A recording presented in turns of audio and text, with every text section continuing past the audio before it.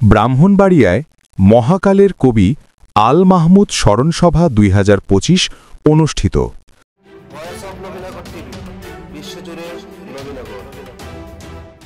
বাঙালি সাহিত্য ও সংস্কৃতির আকাশে এক উজ্জ্বল নক্ষত্র মহাকালের কবি হিসেবে খ্যাত আল মাহমুদকে স্মরণ করতে অনুষ্ঠিত হল এক হৃদয়স্পর্শী স্মরণসভা। ১৭ মে ২০২৫ শনিবার বিকেল ৩টায় ব্রাহ্মণবাড়িয়ার কাউতলীতে স্বপ্নতরী কনভেনশন হলে জমকালো আয়োজনে সম্পন্ন হয় আল মাহমুদ স্মরণসভা ২০২৫। সরকারি মিডিয়া তালিকাভুক্ত জাতীয় দৈনিক ঐশী বাংলার উদ্যোগে কবি আল মাহমুদ স্মরণসভার আয়োজন করেন পথিক সাহিত্য ও সংস্কৃতি পরিষদ ব্রাহ্মণবাড়িয়া। কবি ও সাংবাদিক লিটন হোসেন জিহাদের সঞ্চালনায় উক্ত অনুষ্ঠানে প্রধান অতিথি হিসেবে উপস্থিত ছিলেন জাতীয় দৈনিক ঐশী বাংলার সাহিত্য সম্পাদক, আন্তর্জাতিক খ্যাতিসম্পন্ন কবি ও গবেষক ড.এস.এম. শাহনূর।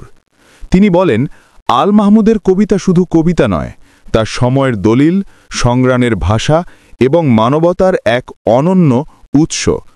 এ সময় প্রধান অতিথি দৈনিক ঐশী বাংলার বিশেষ আয়োজন কবি আল মাহমুদ সংখ্যার পাঠ উন্মোচন করেন।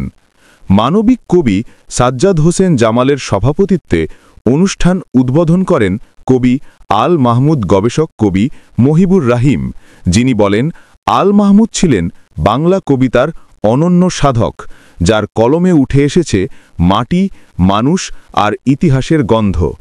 মুখ্য আলোচক হিসেবে অংশ নেন মানবিক বিশ্ব গড়ার স্বপ্নদ্রষ্টা ও সাহিত্য সারথি প্রফেসর ড. আলহাজ শরীফ আবদুল্লাহ হিস-শাকিহ। এতে বিশেষ অতিথি হিসেবে উপস্থিত ছিলেন দৈনিক ঐশী বাংলার বার্তা প্রধান মোহাম্মদ মিজান হাওলাদার। এ সময় বক্তব্য রাখেন ব্রাহ্মণবাড়িয়া সাহিত্য একাডেমির পরিচালক, কবি ও গবেষক জৈদুল হোসেন, দ্য আলাউদ্দিন সঙ্গীত আঙ্গনের সাবেক সাধারণ সম্পাদক কবি আব্দুল মান্নান সরকার, সাবেক অতিরিক্ত সচিব কবি শাহ মোহাম্মদ সানাউল হক, কবি আল মাহমুদ গবেষণা কেন্দ্র ও স্মৃতি পরিষদের সভাপতি সাংবাদিক ইব্রাহিম খান সাদত, ব্রাহ্মণবাড়িয়া টেলিভিশন জার্নালিস্ট অ্যাসোসিয়েশনের সভাপতি, কবি ও সম্পাদক আল আমিন শাহিন, খ্যাতিমান সঙ্গীতশিল্পী করিম এইচ খান, কবি ও লেখক রফিক সোলাইমান প্রমুখ। এ সময় কবি আল মাহমুদ সাহিত্য সম্মাননা ২০২৫ প্রদান করা হয়।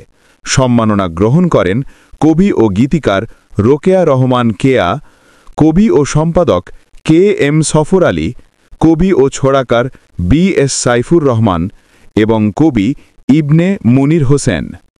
বক্তারা বলেন, আজ আমরা কবি আল মাহমুদকে স্মরণ করছি গভীর শ্রদ্ধা ও কৃতজ্ঞতায়, কারণ আমাদের সাহিত্যবোধ, আত্মপরিচয় এবং কবিতার গভীরতা তার কারণেই এত সমৃদ্ধ।